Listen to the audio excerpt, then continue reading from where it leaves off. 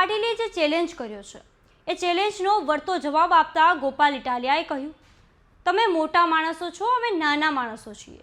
તમે કદવાર કહેવાય, તમારી પાસે સત્તા છે, પૈસા છે, પોલીસ છે, ગુંડાઓ છે. આમાં તમે અમને હરાવી દો તો કોઈ નવાઈની વાત નથી. નમસ્કાર, તમે જોઈ રહ્યા છો ગુજરાત પ્લસ ન્યૂઝ અને હું છું મમલ. તો આવા સાંભળીએ વધુમાં ગોપાલ ઇટાલિયા ચેલેન્જને લઈને શું કહી રહ્યા છે. આ બધા જ નેતાઓ સી.આર. પાટીલે ચેલેન્જ મારી કે તમારી હતી એટલી સીટો લાવી બતાવો, લ્યો મારી ચેલેન્જ છે, એવું કીધું ને અમને. કાંઈ વાંધો નહીં બાપા, તમે મોટા માણસો છો, અમે નાના માણસો, તમે અમને હરાવી દો, એમાં કઈ નવાઈ નથી.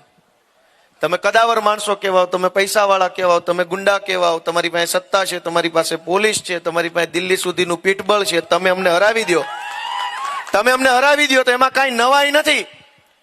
પણ પાટીલે એવી ચેલેન્જ કેમ નો મારી કે આખા સુરતની વોર્ડ વાઇઝ સરકારી શાળા ધોરણ 1 થી 12 બનાવીને બતાવીશ? એવી ચેલેન્જ કેમ નો મારી?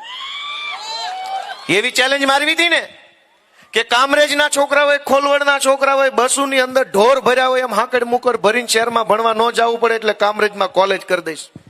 એવી ચેલેન્જ કેમ નો મારી? અમને હરાવી દેવા છે, પણ જીતીને શું કરવું જીતો કયો? અમને હરાવી દો, કાંઈ વાંધો નહીં, અમે નાના માણસો છીએ, અમે તો હારી જાઉં. પણ તમે જીતશો તો હું ગામને એવા મેડલ અપાઈ દેશો, એનું લિસ્ટ તો આપો કોકને. કોઈ કહેવા તૈયાર નથી. એક પણ ભાજપના નેતાને ખબર નથી કે જીતી જાવ તો કરવાનું શું છે. અને મજા જુઓ, દરેક ચૂંટણી, તાલુકા પંચાયતની ચૂંટણીના ઉમેદવારો મોદી મોદી કર્યા કરે છે. કોઈને શરમ નથી કે આ ચૂંટણી કઈ છે. આ તું જીતી જાય તો મોદી તાલુકા પંચાયતનો પ્રમુખ બનશે? કોઈ ભાજપ વાળાને શરમ નથી આ વાતની કે કઈ ચૂંટણી છે ને કયો મુદ્દો છે ને હું કહેવાનું છે. જેને ચૂંટણી કઈ છે, મુદ્દો કયો છે, ઈ ખબર ન હોય ને જોતા મત ને લઈને જાહેર કરશે હું? હાલો હાલો, ધારો દીધા હું કરશે ને ખબર તો છે નહીં કે આ ચૂંટણી છે ની. મોદી મોદી કરે છે. છોકરો ધારો કે નાનો હોય, 10-12 વર્ષનો હોય, પૂછ્યું કે ભાઈ કોનો છોકરો, તો એમ કે હું ગોપાલભાઈ ઇટાલિયાનો ધ્રુડો લાગે. 45 વર્ષનો થઈ જાય પછી એમ કે હું ગોપાલભાઈ નો છું તો કેવો લાગે? ગાંડો લાગે. ગાને ક્યાં બુદ્ધિ છે? એનું નામ નથી દેતો, એના બાપાનું નામ દે. 45 વર્ષે બાપનું નામ અમુક ઉંમર સુધી વટાવો સારું લાગે. 30 વર્ષ સરકારું છે, હવે બાપનું નામ નહીં. તમારું કઈક કામ હોય તો કયો. બાપનું નામ ન વટાવો, તમારું કામ હોય એ બોલો. તમે હું અહીંયા ઉકાળ્યું 30 વર્ષથી બાપનું નામ વટાવે છે. ઢાંઢા થયા ઢાંઢા. તમારું કયો કે તમે અહીં શું કરવાના છે? તેમ કયો આમાંથી જેને આપણે પૂછીએ, જે લોકો 25 વર્ષ ઉપરના છે, ભાઈ તમે તરત એનું નામ કે બાપાનું નામ કે? ભાજપમાં ઊંધું છે. તમે તો કે મોદી મોદી. મારી વાત સાચી છે કે ખોટી છે?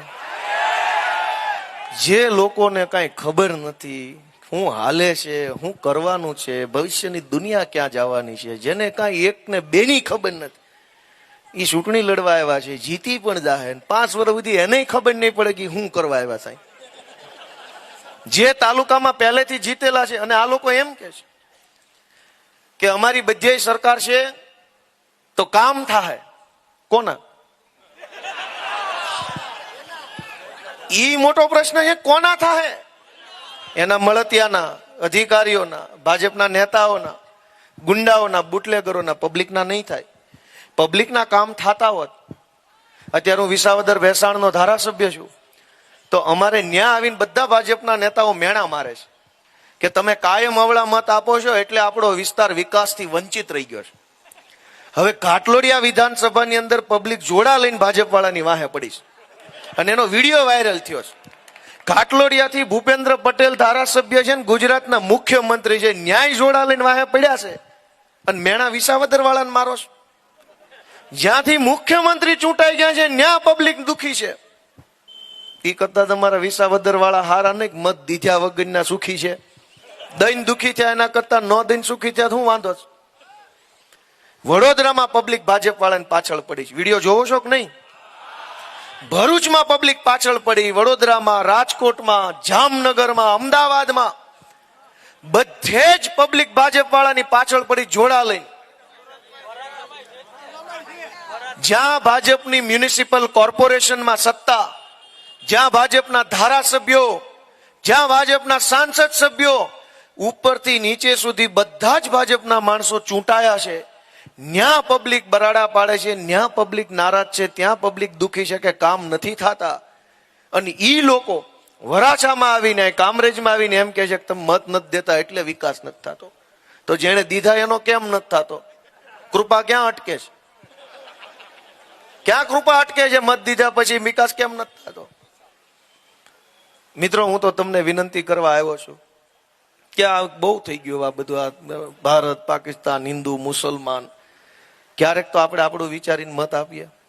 આ વિસ્તાર નવો બની રહ્યો છે અને અહીંયા તમે આપણી નવી પેઢીના છોકરાનું વિચારો ને, આપણે તો જેમ તેમ જિંદગી કાઢી નાખીએ. હાલો, આજ આપણા નવા છોકરા નવી પેઢીના છે, જેને ભણવું છે, આગળ વધવું છે, કંઈક બનવું છે, સપના છે એની પાસે. એનું હું ભાજપના એકેય નેતા પાસે નવી પેઢીના યુવાનોને લઈને કઈ વિઝન છે? કોઈને કઈ ખબર છે કે નવી પેઢી વાળા શું વિચારે છે? સાહેબ ચર્ચા કર્યા કરે, 30 વર્ષથી ચર્ચા ચાલુ છે, હજી ચર્ચા પૂરી નથી થઈ. જો એની હજુ ચર્ચા પૂરી થાય પછી કામની વાત, ચર્ચા ચાલુ છે. દોસ્તો, નવી પેઢીના આપણા યુવાનોનું કઈક વિચારવું પડશે. જેના જો આપણા છોકરાના હાથમાં કામ નહીં હોય ને તો અવળા રવાડે ચડી જશે. અનેક છોકરાઓ પાસે કામ ધંધો નથી, અથવા પૈસા કમાવા માટે થઈને ટૂંકા રસ્તા અપનાવીને પછી કેવા કેવી ઘટનાઓ બને છે, આપણે બધા સાક્ષી છીએ. કે ખોટી વાત છે? સાયબર ક્રાઇમના અનેક ઘટનાઓની અંદર છોકરાઓ ટૂંકા રસ્તે વળ્યા છે. ખાતું ભાડે આપે ને પછી હરિયાણાની પોલીસ પકડીને જેલમાં પૂરી દેશે. એનો જવાબદાર કોણ? છોકરા કાંઈ એવું નથી કે ગુનેગાર છે, પણ પરિસ્થિતિ એવી બની, એને માર્ગદર્શન ન મળ્યું, એને એવી વ્યવસ્થા ન મળી, એવી સુવિધા ન મળી કે છોકરો આપણો એક ગેરમાર્ગે દોરાઈ ગયો. હવે હરિયાણાની, આસામની, દિલ્હીની, પંજાબની જેલમાં છોડાવો કેમ? એને ભાષા જોડીને, ભાષા જાણીએ નહીં, વકીલ મળે નહીં, એ ગામમાં કોઈ ઓળખે નહીં. હું આ બોલું છું એ સાચું છે કે ખોટું? આનો જવાબદાર કોણ? મત જોતા છે દર ચૂંટણીએ, ધમકી મારીને મત જોતા છે, ગમે એમ કરીને મત જોતા છે, પણ જીતી જાવ પછી અમારા છોકરા હાટું હું? આ ચારેય બાજુ જમીનો પડી છે સરકારી.